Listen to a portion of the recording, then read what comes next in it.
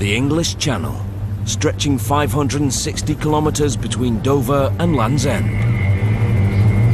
75,000 square kilometres of sea, separating Britain from mainland Europe. 1 billion tonnes of marine traffic each year. Once a historic naval battleground, now the world's busiest waterway. On the front line, Coast Guard Rescue. Elite teams, enforcing order and combating disaster as they police, patrol and rescue in the Channel 24/7. Can you just give us an update on the casualties condition? Coming up, a lifeboat crew battles to save a stricken trawler in treacherous weather. There's potential that, they could be sinking. The Royal Air Force race to save a holidaymaker injured on the rocks. He's under a cave at the moment, so hypothermia and things like that become an issue. The rescue services are called into action when a weekend sailing trip ends in disaster. We're in danger of sinking. We're losing engine. And the tale of Scrappy, an injured puppy who gives his rescuers the runaround. Okay, we've got a problem as the dog's just got out of the release.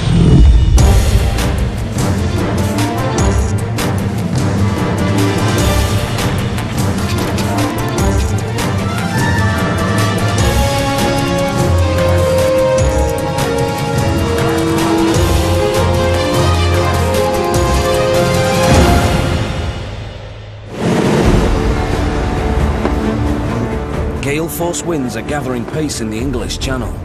The unpredictable nature of these hostile waters means no vessel is ever safe when violent winds hit the high seas. In the Dover Strait, a 130-ton fishing trawler called the Admiral Blake is stranded. The skipper puts in a call for assistance to the Coast Guard Control Centre in Dover. The Coast Guard, it's the fishing vessel Admiral Blake. Hi. We're broken down here. We've lost the drive from our main gearbox. So you're not able to clear the lane at all, you have to anchor in that position, is that correct? Yes, affirmative, sir. Yeah, we've got no propulsion drive whatsoever. Yeah. With no way to manoeuvre the vessel, the 22-metre beam trawler is now stuck in the busiest shipping lane in the world. Every day up to 500 ships pass through the strait, so the three-man crew could be in serious danger. Because he's sitting in the middle of the lane, we've got to be careful because there are, at the moment, 303 ships in the Dover Strait, and that means they're going to pass him at some point. The potential for a hazardous incident is quite great.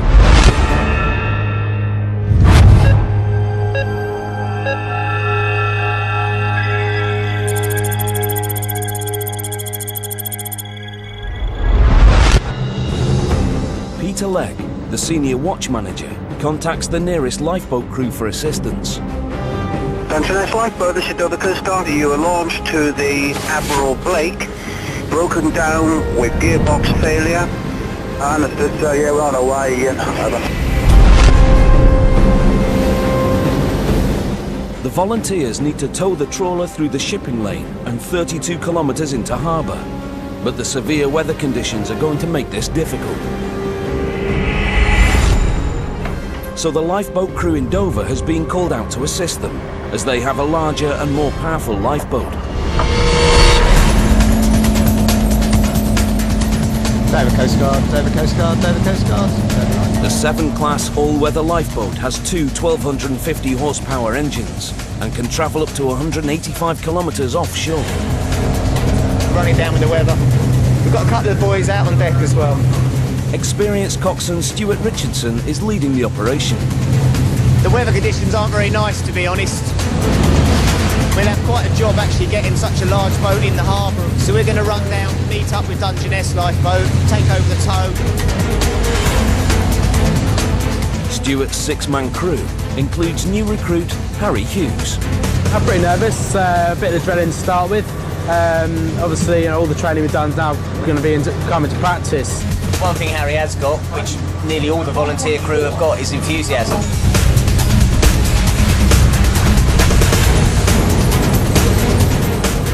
At the scene, The Dungeness lifeboat has already started the tow, but the weather is slowing them down. Just to let you know, on the scene, weather conditions are snow now, so visibility cutting right in, over. This is Dover Coast Guard, Roger. Very many thanks. Snow. Yeah, that's all we need. Dungeness lifeboat, Dungeness lifeboat. Dover lifeboat, do you see me? Over. Stuart and his crew are still more than a kilometre away, and the situation has become more critical, as he's just received a call from the Dungeness crew. Circumstances have changed a little bit now. The actual casualty that they're towing, their propeller shaft is broken, and as their boat's being towed along, the propeller's going round, the propeller's dropped back, so now there's a little bit of water coming into the boat as well. So there's potential that, you know, they could be sinking, so we've gone a little bit faster now just to marry up with Dungeness, just to sort of be there with them. Dover lifeboat, do you receive me? Over.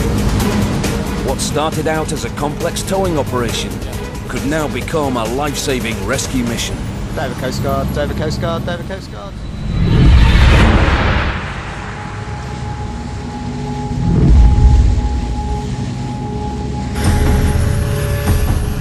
360 kilometres away at the Royal Air Force Search and Rescue Base in Chivner, an emergency call has just come in. Chief, we've got a job on the edge of Lundy. He's right on a rocky promontory and he's stuck. An injured knee. We don't know how badly, but we've got to go on worst case. Okay, deal with it.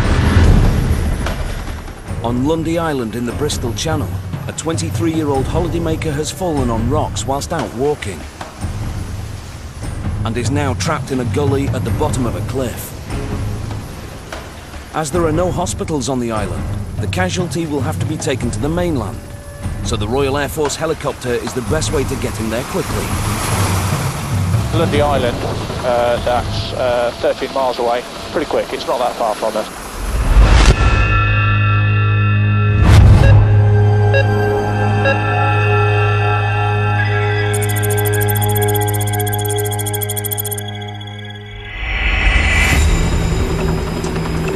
I'm not sure exactly where on the island they're going to be. We'll have a quick overflying and then we'll position on the way in. Radar and winch operator Sergeant Alex Brown uses the helicopter's forward-looking infrared camera, or FLIR cam. Having a good squizzy on the FLIR, nothing obvious at this time.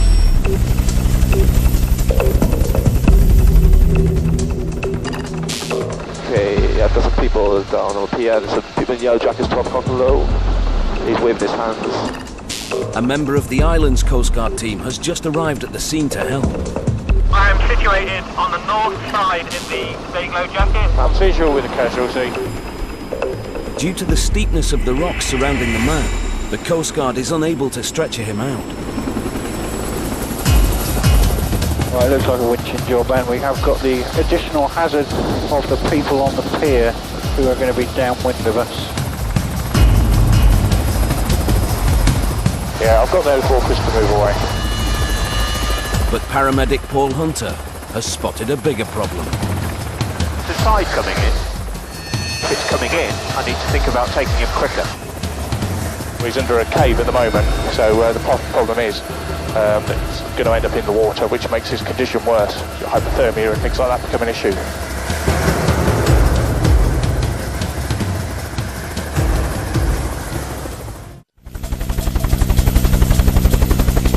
On Lundy Island in the Bristol Channel, the Chivner Royal Air Force crew is trying to rescue a man trapped at the bottom of a cliff.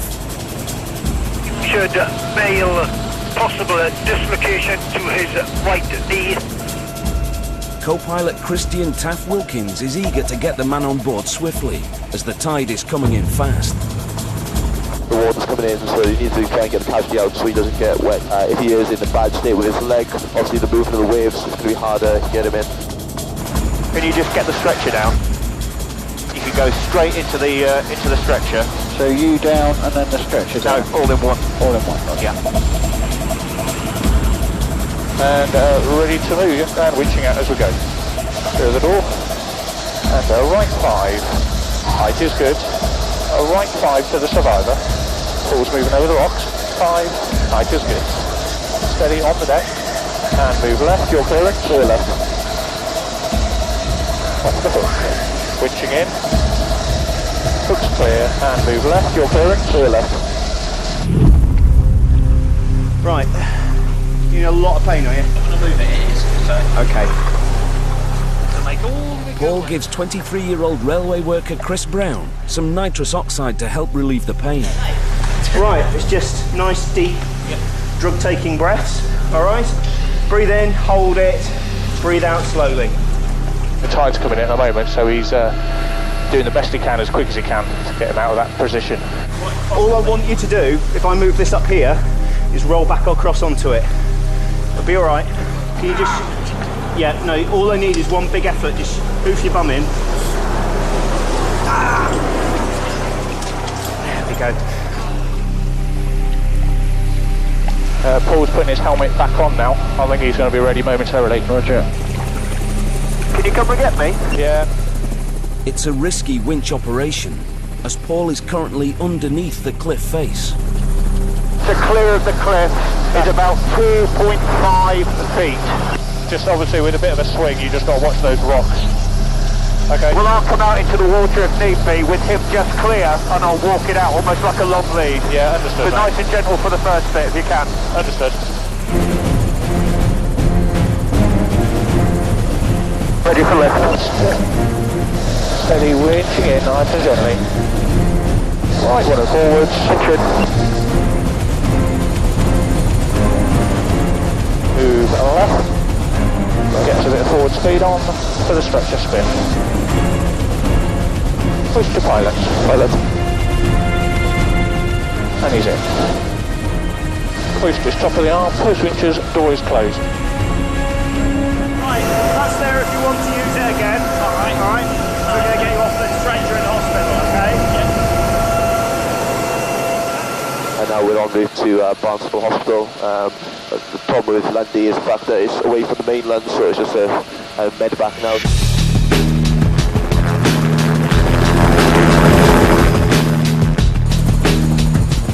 It takes just 15 minutes to get there, where a medical team is waiting.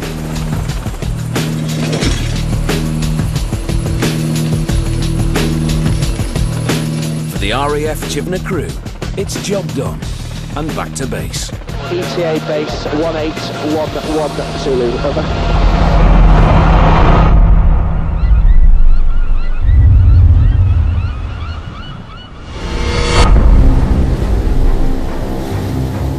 Over in the Dover Strait, the fishing trawler, the Admiral Blake, is still taking on water. Lifeboat volunteers from Dungeness are trying to haul it clear of the busy shipping lane. But gale force winds are slowing them down. Can someone let the Coast Guard know we're alongside, please? The Dover RNLI crew, led by coxswain Stuart Richardson, has just arrived to take over the rescue in their more powerful lifeboat. But first they need to discover if the Admiral Blake's crew can contain the influx of water. Well, they're just investigating this water coming in where their propeller shaft has dropped back. So at the moment the Dungeness lifeboat is holding them into the weather, just their bow into the waves to make it a bit nicer for them, and so they can investigate it.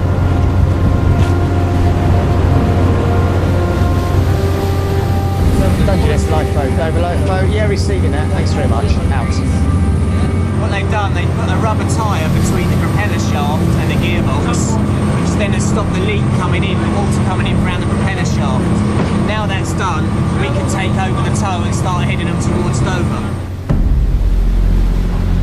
The large sea swells make throwing the tow line a tricky task. The problem is where the boat's rolling around so much, and you've actually got to throw it up in the air against the wind, and you know, there's a good chance you've got to hold on, chuck the rope all at the same time.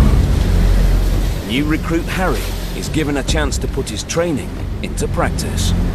Bit nervous. It's all, you know, all on me at the moment to see whether I get it across. So, but this is what we trained for. So, just fingers crossed it all goes well. As the boats draw close together, Harry makes his move. He misses and has to quickly get the line back on board. experienced crew member Lee Hand takes over for a second shot. We got one ready! Don't get that line off! Get that line off now, quick!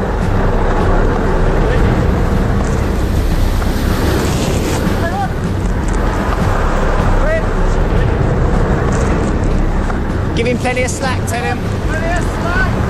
Tell him I'm going ahead, John, nice and slowly, alright? Gonna go ahead slowly!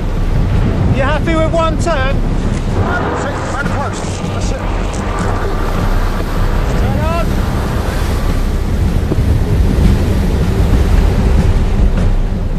Connected the tow line now, so we're just dodging up, bringing the strain on it a little bit slowly just to get the weight of that boat going through the water. Once we get it underway, we can slowly increase the speed a bit. We're making about 3 knots at the moment. It's going to be a long old job, this one, I think. I was nervous, so I hesitated a little bit, and that's what happened when I threw it. I just wasn't quite close enough. My mistake, but it all went well. We got the tow line across. Both lifeboats will need to maneuver the trawler into the safety of Dover's harbour.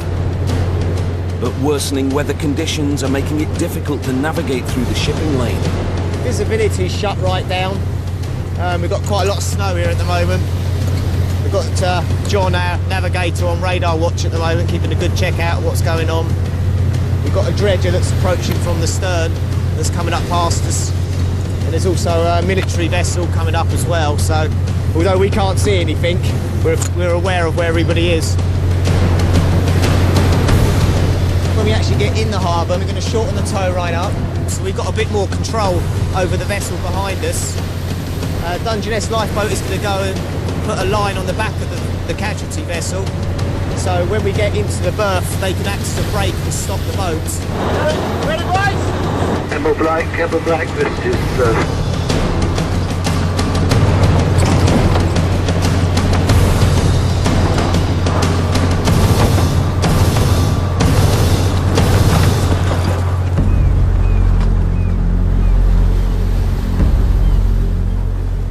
As they reach the harbour, the sea becomes calmer, but Stuart has to remain vigilant.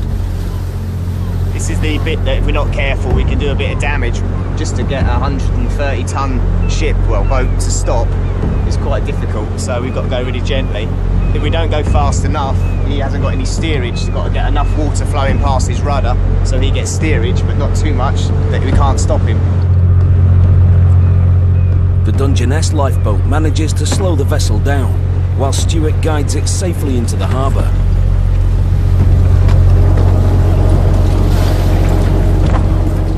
It's a textbook operation, and a relieved skipper aboard the Admiral Blake. They've done a grand job today. Many thanks to both the lifeboats that took part. It's just a job. For Stuart and his crew, it's mission accomplished. Go back to the station, refuel straight away so we're ready in case we get any other calls. And then a nice cup of tea, I think, be about right now.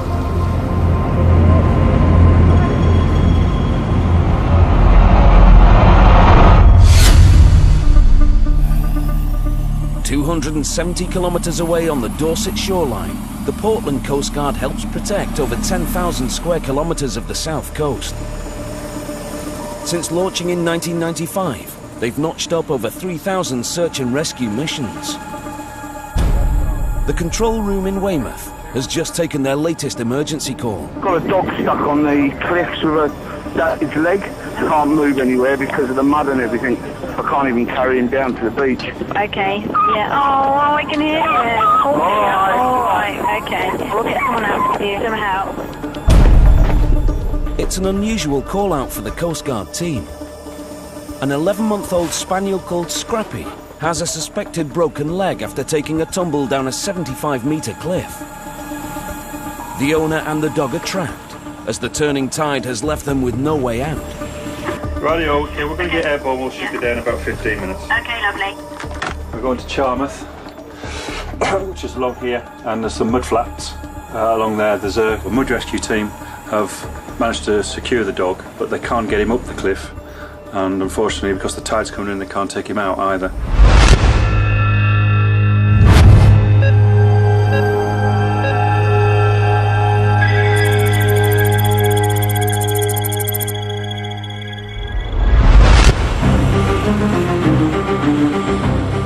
experienced paramedic Dougie Ailes is used to treating human casualties, so they'll need to get the puppy to a vet as quickly as possible. Have a bag which we can put the dog into. Okay, ready guys? Yeah, nothing. 30 feet. So we'll be there in about 4 minutes, just running along the coast. We're going to have a quick search of the area, and then we'll have a quick brief, and then we'll run in and probably pick it up. Pilot Mike Roughton keeps in contact with a member of the Lyme Regis Coast Guard, who has climbed down to Scrappy and his owner. Just confirm, okay, there's just the dog to come, or is the owner there as well? Alarm Bravo, we have the owner, the dog and myself. Over. Could be listing the owner as well as the dog. Roger, we'll assess the situation and we'll give you an update when we arrive. Cleared up? Okay, follow through. In sort of the blue overalls, got up sort of a third of the way up? Yeah, visual. We'll do the owner first. Okay, do the owner first, okay. And then, so he's in the aircraft, and then we'll do the dog. Okay, this height's pretty good. We'll be moving right, and then we'll be descending to put Dougie out at a safe height. Yeah. Yeah, loud and clear. Okay, you clear the winch. 3, 2, 1, and winching out. Okay. Dougie's going out the door. If you move right one, your tips are clear. Right one. And steady. Height is good. Steady. Right one. Okay, it's just on the edge of the cliff there now. Right one. Tips are clear. And steady. Good position. Winching out. Contact. It's on the cliff. Empty hook. Winching in. Hook is clear. Clear to move left. Roger. Happy with that.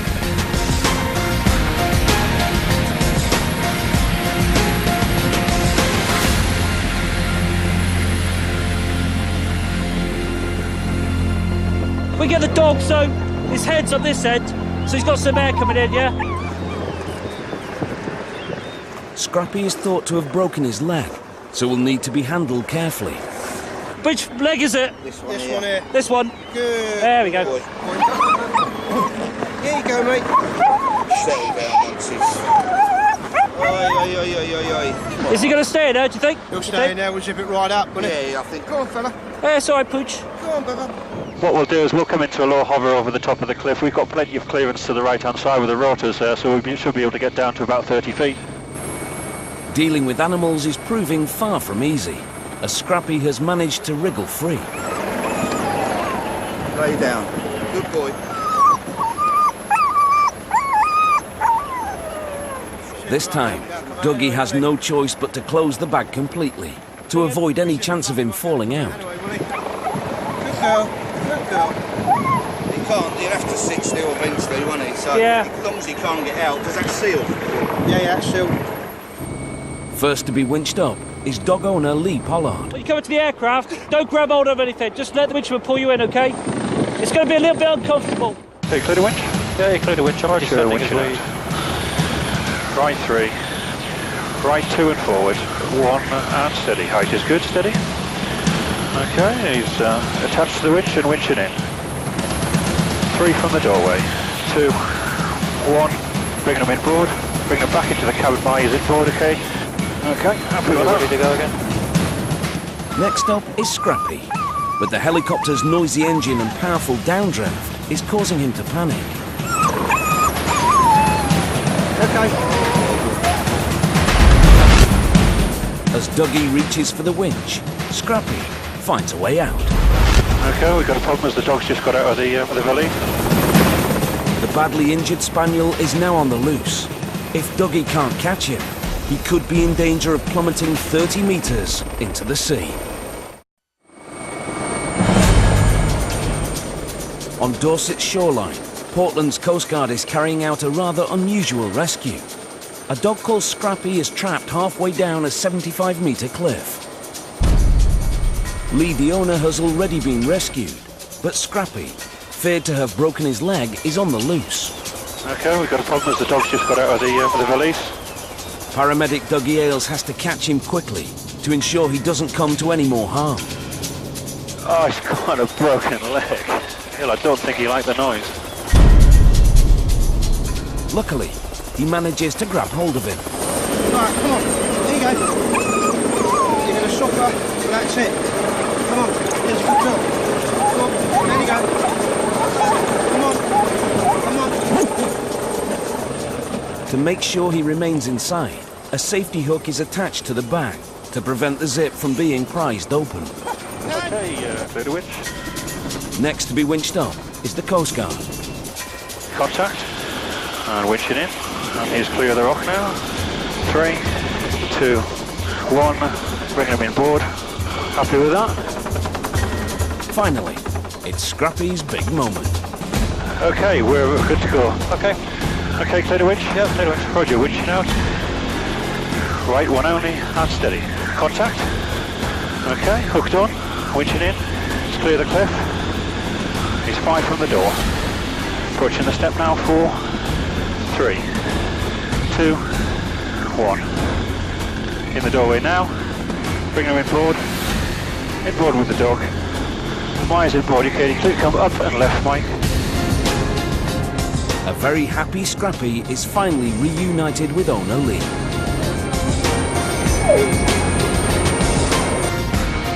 The crew race back so the puppy can get urgent treatment. 3, 2, 1. Oh, what a great relief it was, really. We couldn't have done it any other way. Thanks to Portland's Coast Guard, Scrappy now has the best chance of making a full recovery. We've dropped the dog and his owner off, and we're now just progressing back to Portland. 100.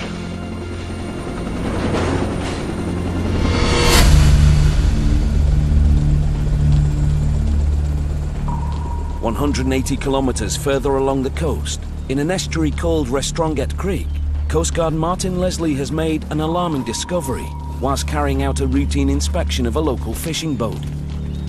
If you just look on the actual key itself, you can see the 2 shells. And were trawled up by the fishing boat. The owner itself had put them on the quay, and not really realising there was a potential risk of them being still alive. On inspection, they're actually looking in a very good state.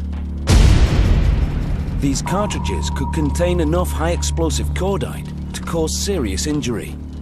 In cases like this, the Coast Guard calls in the experts. The Royal Navy Bomb Disposal Unit.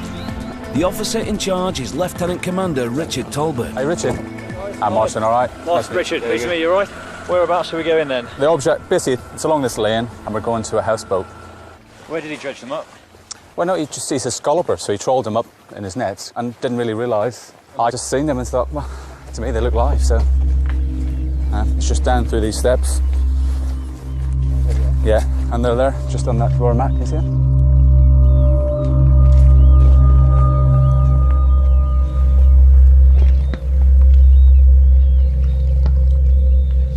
Looks like there's a 2-inch and a 3-inch projectile in quite good condition considering they've been submerged for some time. The propellant charge is still in there, so we'll going to get a container, make them safe to move, and then dispose of them in a nearby field in a safe area.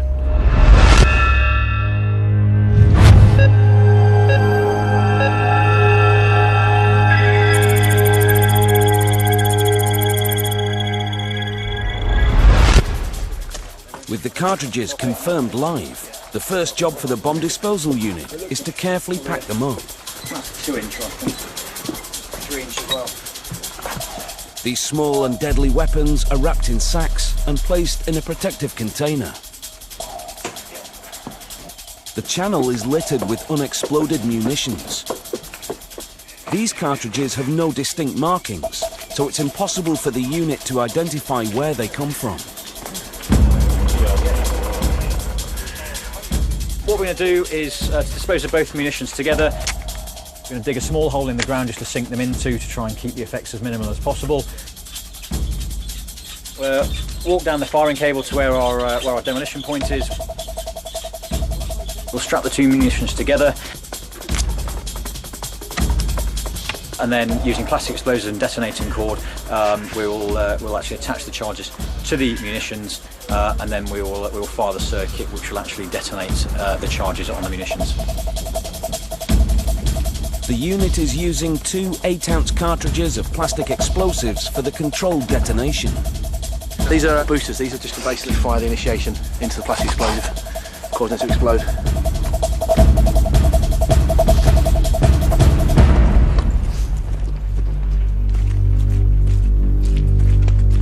Okay, we've placed the charges now. Everything's set up to dispose of the munitions in the field about 200 metres over to my right. We've just closed the road here just so we've got a controlled environment. One of my guys here will give the loud vocal alarm that he's about to fire, and then you'll hear the loud bang as it actually functions.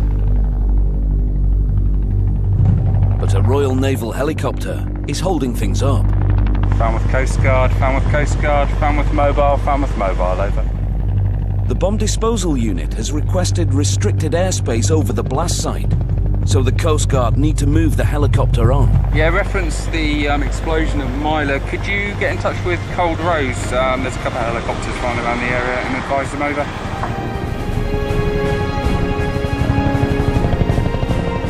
With the sky cleared, the detonation can begin. Connect up. Connect up. Connected up. Prime and fire when ready. Prime and fire when ready. Priming. Primed. Stand by, firing. 3, 2, 1. Success. We used 2 8-ounce cartridges of plastic explosive on that, which is more than enough to do the job. So we'll put back what we can of the farmer's field now, and then yeah, job done.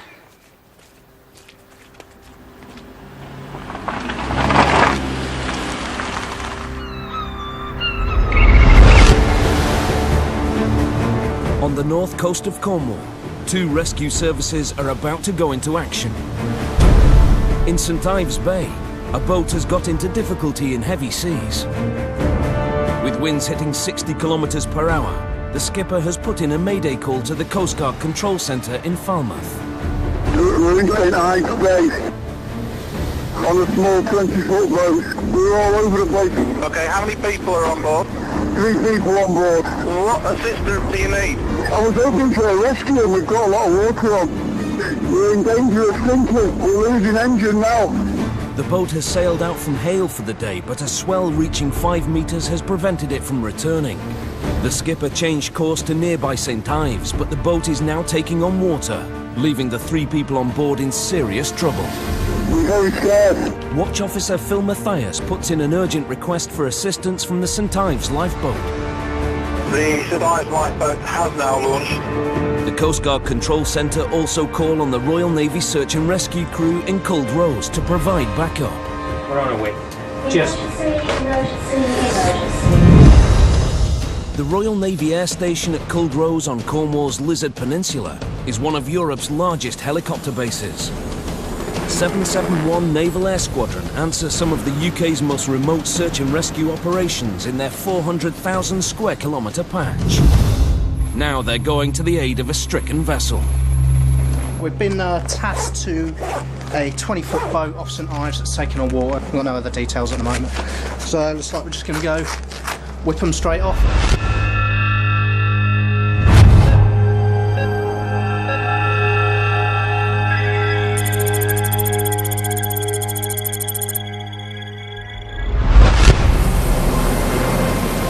Falmouth 193s were about 7 minutes en route to Godrevy.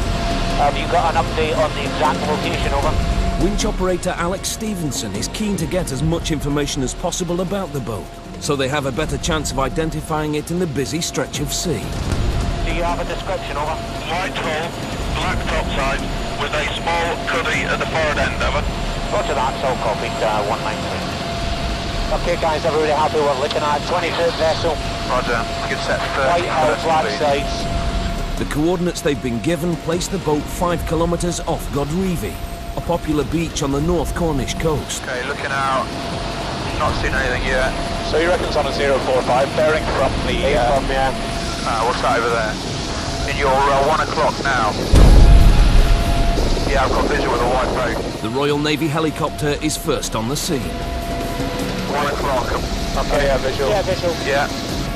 The skipper is struggling with heavy swell, preventing him from getting the boat into St Ives Harbour, and the boat is taking on water. But strong winds would make a helicopter winch an extremely hazardous option. Because of the size of the vessel in the sea state, the actual winch would be quite difficult. So as the lifeboat's so close, what we'll do is we'll just stay in an overwatch position, safeguard them. I mean, we're here now, so they're happy. Just wait for the lifeboat to sort them out, really. Pilot Henry Parkinson contacts the St Ives lifeboat volunteers, who are 5 minutes from the scene. He's making way on a northerly course into sea. His engine's still running, but he's fairly low in the water. Over. Roger that, we'll be with you as soon as we can. The RNLI will attempt to rescue in the first instance, but if the lifeboat can't get close enough, the Royal Navy would be able to take over.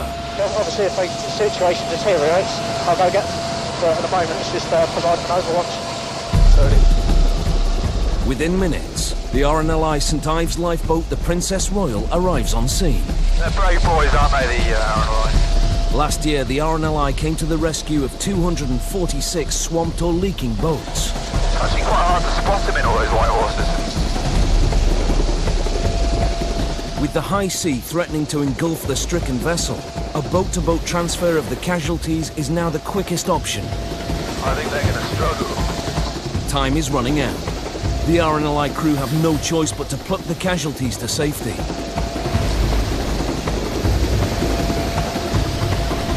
The Royal Navy are on standby to come to their aid if the rescue goes wrong. I'll get them on board, put a line up there. One of their officers on board with there. Fine. Got one. Yeah, 2 heads are on. Only the skipper remains on board, but the boat is pitching to such an extent it's very difficult to reach him. Here we go. Stop. Happy. With the waves crashing into the stricken boat, against all odds, the RNLI managed to grab hold of the last casualty. Nice lifeboat, this is Falmouth Coast Guard, Falmouth Coast Guard, over. Falmouth Coast Guard, St Ives lifeboat, go ahead. Falmouth Coast Guard, St Ives lifeboat. We're currently on scene, we've just taken all 3 casualties off the vessel, they are all on board. They've taken all 3 off the vessel, now they're currently putting a tow on the vessel to take it back to the harbour. So effectively we just stood on the top and made sure that if anything did go wrong, we were going to be there straight away to assist them. We've watched St Ives lifeboat take the 3 casualties from the small vessel, and if you're happy, we'll RCV over. For the RNLI crew, it's been a hair-raising rescue in force 7 winds. With the passengers now safe on board, once the stricken vessel is under tow, the lifeboat will head back to St Ives. The Dover Maritime Rescue Coordination Centre operates around the clock to respond to reports of maritime and coastal distress. Dover Coast Guard, good afternoon. The call is from Dover Port Control. Right, okay. Okay, can you see him now? Okay, have you got a description? Right, okay, and he's waving his arms. Is he showing any other signs of distress? Dave, thank you very much. What we've got there is there's a guy trapped, been cut off by the tide, literally just out here. Dover Port Control down there on the end of the arm there, they can see him, they're watching him now, he's waving his arms, appears to be in some distress. He's walked into the water and he's come back out, so I'm going to launch Dover lifeboat straight away. The Dover RNLI immediately head out in their 7-class lifeboat, the City of London 2. Yeah, what we got? Fan bay, someone caught off by the tide. Apparently somebody caught off by the tide near a place called Fan Bay, which is kind of midway between Dover and St Margaret's.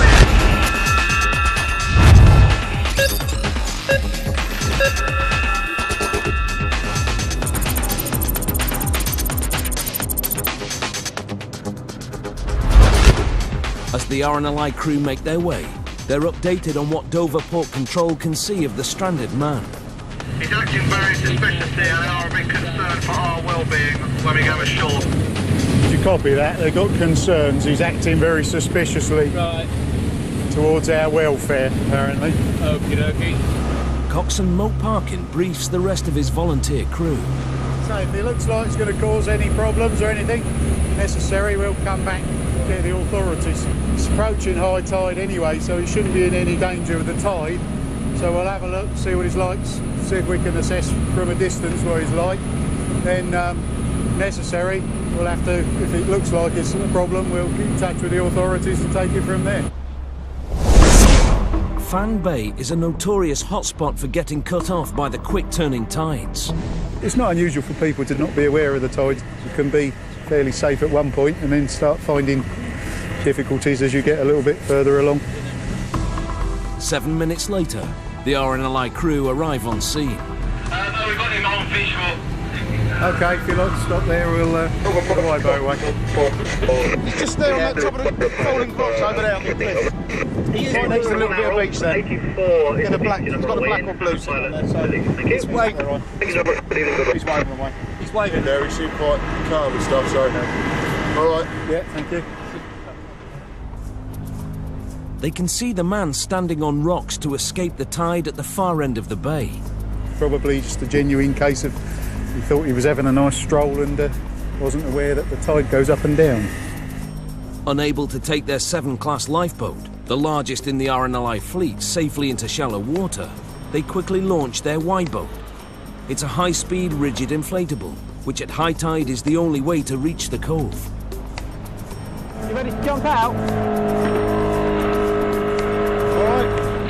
All right, how's it going? You alright? Right on. How are you doing? You fitting well?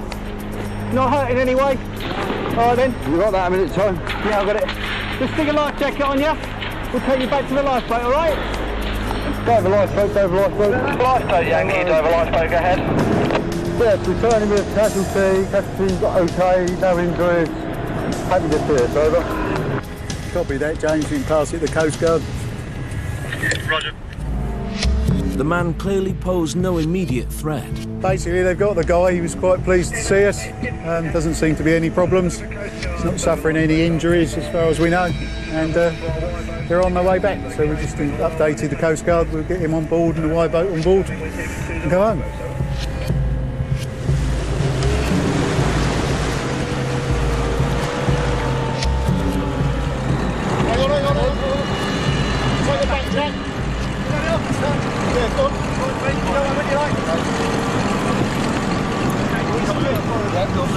Tighten that up a bit, Jack. Right. I was looking in the cave, and then it became hard to go back, and the water's everywhere. But I slipped and lost all my stuff. Yeah, it went well. Casualties on board, safe, well, no injuries. That's what I like to read. With the man safely on board, the crew head back to Dover.